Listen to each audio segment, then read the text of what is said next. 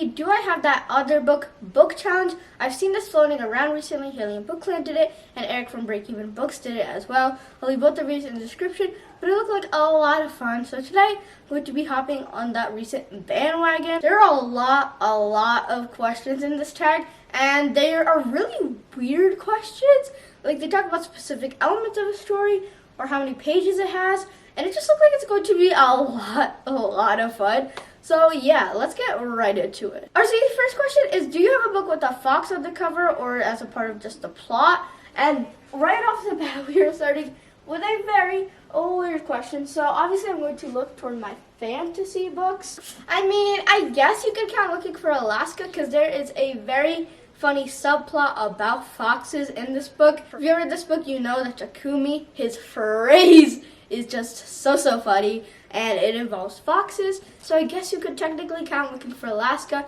By the way, Looking for Alaska is one of my favorite books. You should definitely check it out. But yeah, I guess this technically has a fox mentioned. It doesn't really have it as an animal, but it involves a fox hat.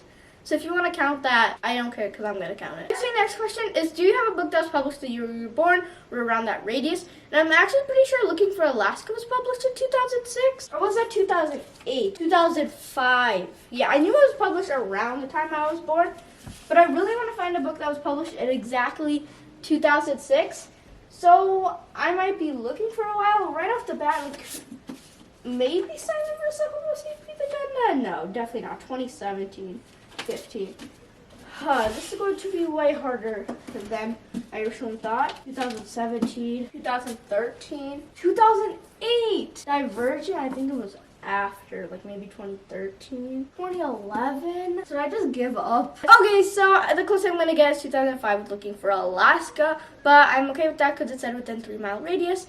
3-year radius, and that is within a 1-year radius. Our next question is, do you have a book that uses music as like a weapon or magic? And I definitely do not have this. I don't even know what book like they are thinking about. I guess you could make a case for on the come up. Bria's using music as her way out to get on the come up. And like that's her main passion in life, so I guess she's kind of using it as a weapon if you wanted to see it like that. But I definitely do not have a book where like music is just like the weapon used. Our next question is, do you have a series with mismatched covers? I actually do not have this. I've not been reading YA for long enough to have mismatched series, but I do have the first 3 books in the Land. Oh, whoa, when did that fall? And I do have the first 4 books in the Land of Story series as paperbacks, and the last 2 as hardcovers, if you want to count that. The next question is, do you have a book with the shapeshifter? And I'm going to go with the Miss Peregrine's Home for Peculiar Children by Ransom Riggs. This book centers Miss Peregrine, who has this home for peculiar children, people who have these peculiar abilities that are taken in by her, or people like her that are called Yimrins, who make these loops which take a day and just keep it on repeat, and they just live in that day every single day. And the Yimbrins can shapeshift between human beings and birds, which is definitely a major plot point later on in the series, especially when you get to book 3. I definitely have some other books with shapeshifters. Like, I'm pretty sure Magnesses has some shapeshifters, but Miss Peregrine's is the only one I can think of off the top of my head. Our next person is, do you have a book signed by the author? And I have a lot of them. Well, not technically a lot, but it feels like a lot. I have the signed edition of The Book Thief by Marcus Zuzak, The Spy with the Red Balloon by Catherine Locke, The Hate You Give by Angie Thomas. That's most of the signed books I have, but yeah, I definitely have some signed books. Most of them I bought signed editions. Our next question is, do you have a book that has a mostly red cover? And this is actually funny because in September, one of the prompts for the read that I'm participating in is to read a book that has a red cover. And I have like 3 or 4 options for this. But I'm going to go with Simon's Homo Sapiens Agenda by Becky Albertalli. I've already read this book, but as you can see, it's mostly red, not completely red. But most of the cover is red, most of the back is red, most of the spine is red. So I'll just count it as a red book. The next one says, do you have a book between 287 and 306 pages, which is so exact. And I'm just going to like maybe approximate, like, I don't know if I'll even have one. Oh, this is 277. Wait. Am I just going to get it first try? 301. 307. You have got to be kidding me. 307 pages counting the epilogue. Are you serious? Oh my god. That makes me literally so mad. Oh my god. This is definitely not it. 277? Oh, 287. This is making me so mad. I'm still so mad about the gravity of us. 305, 307. Oh, odd. Oh my god, this is making me so mad. Oh, I think this is it. Everything. 305, 306. Exactly 306 pages.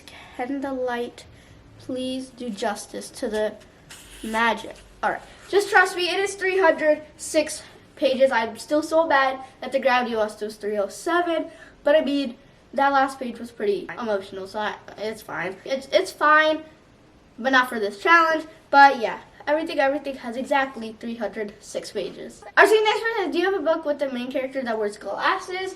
And I don't really think about that when I'm reading a book, but I definitely do have characters that read glasses. I'm just gonna have to think about it, because like, how am I supposed to know if my main character wears glasses off of the top of my head? I do not remember Kira Johnson wearing glasses, but I mean, if it's on the cover, then I'll just go with it. By the way, Slay is another must read. It was the first Next Chapter book club pick of the month, and the live show was on Troy Reed's channel, so you should definitely go watch that. But it's this amazing book about a black gamer who suddenly has this game almost taken away from her, and she has to fight for everything she holds close to her. It's just such a good book. Alright, so the next question is, do you have a book with a title that has the same number of letters as your first name? So my first name has 8 letters, so honestly, I don't think I'll have this. Oh, Geekarella. 1, 2, 3, 4, 5, 6, 8, 9, 10. Hollow City. 1, 2, 3, 4, 5, 6, 7, 8, 9, 10. 5, 8. Every Day by David Levithan. Wait, let me just count that again. Yeah.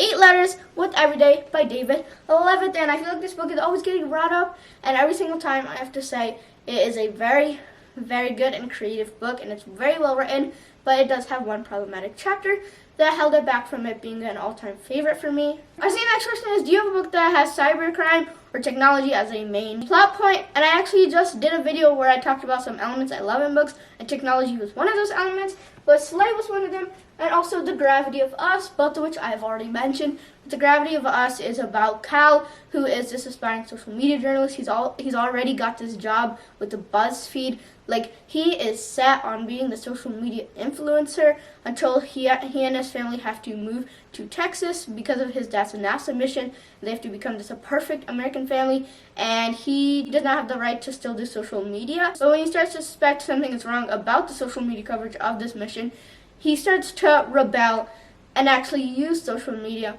to rebel against this bad coverage.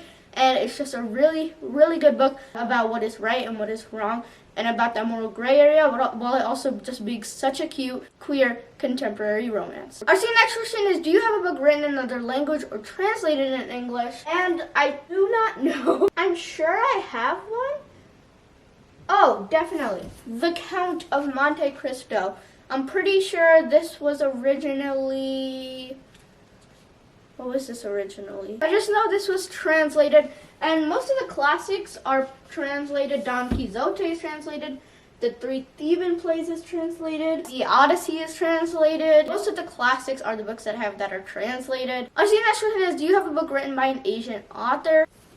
I'm pretty sure. Yes, Samira Ahmed was born in Bombay, India. Our next question is, do you have a book with a moon on the cover? And I'm thinking of The Girl Who Drank the Moon by Kelly Barnhill. This is a middle grade book that I still have not read. It's been on my physical TBR for such a long time. But yeah, it does have a bright moon on the cover, and it has a pretty big role in the plot, which still confuses me. Like, the plot is so bizarre if you've ever read it, which is a good thing, right? It's a good thing. Our next question is, do you have an illustrated children's book? And I don't think so. I think the closest I can get is like the Who Was series, because I guess they're technically children's books. I mean, I read them when I was in like first grade, so it's based on what you call like children, but it definitely has some really neat illustrations, which definitely give like a good edge to the series. And I was such a fan of the Who Was series when I was younger. Like, I feel like I would go through like one book every single day because they're so short, and I just devoured them. Our next question is, do you have a collection of fairy tales and myths? And that is The Land of Stories, a treasury of classic fairy tales by Colfer. And I absolutely... Oh, this is an illustrated children's book. Would you look at that? Wait, where are the illustrations? The illustrations. All right, then. But I absolutely love this. He retells all of the classic fairy tales, and it's such a well put together book. The end papers, how the pages feel, the illustrations are just so good, and I absolutely love this book. And I do not know where the post jacket went, but I do not care because I absolutely love this book, and I should look at it way more and recommend it way more because it is just such a well put together book. I bought it right when it released because I was just so excited about it. Our next question is, do you have a sci-fi fantasy book with an alliance between races? And I do not know. Yeah, I do not know. I probably do, but I cannot think of it off the top of my head. Our next question is, do you have a book with a narrow front cover, a paperback with a front cover that's slightly trimmed shorter or narrower than the rest of the book? That is a very interesting question. I still don't really understand what a narrow front cover is. Narrow book covers. I'm pretty sure I understand. Is this a narrow front cover? I mean, it looks like it's shorter than the pages, but I still don't really understand what a narrow front cover is. Alright, so this is editing script, and I want to say that now I know what a narrow front cover is. So I will just show you that I actually do have one and that I now know what it is. Basically, it's a cover that is shorter, so you see like a strip of paper, and I absolutely love those types of covers. But yeah. Our next question is, do you have a book that includes the first chapter of a sequel?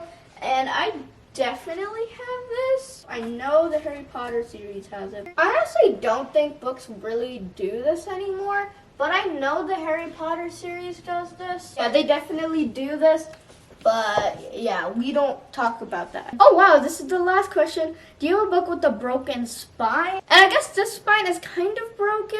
I try to keep good care of my books, but sometimes they're just like, those paperbacks are like, they want to be broken. Like, how are you supposed to not put some tear in the spine by flipping it open? Like, it just doesn't make sense to me. Like, they're asking to be broken. The spine is kind of like ripped on the top, and this spine is definitely completely broken. Okay, so the bonus question is, do you have a book that covers 3 or more of the above prompts?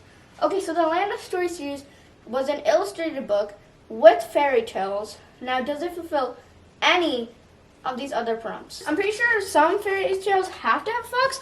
I'm pretty sure that's a fox on the cover, but let me just check. I'm pretty sure. Or maybe that's a wolf. Why do I feel like there's a fox? I know there has to be a fox in one of these fairy tales. I mean, the fairy tales are technically translated from like the way the Grimm brothers heard them, which is German, I'm pretty sure. So yeah, I guess it technically is translated, but I mean, because Colfer didn't translate it, he just took it from people who have already translated it. But yeah, I guess the Land of Stories treasury of classic fairy tales fulfills 3 of the prompts. But yeah, guys, that was the Do I Have That Other Book Challenge. I absolutely love doing book challenges and book tags, but I feel like book challenges are way more fun because they just let you explore your bookshelves and explore your books. And it's just an overall good time. I think you guys really enjoy them as well. So if you guys enjoyed this video, please leave it a like. Comment down below anything you want to comment. I always respond to comments. I absolutely love getting them. Subscribe. I post fun books videos every Tuesday and Saturday. And I'll see you next time with another video. Bye.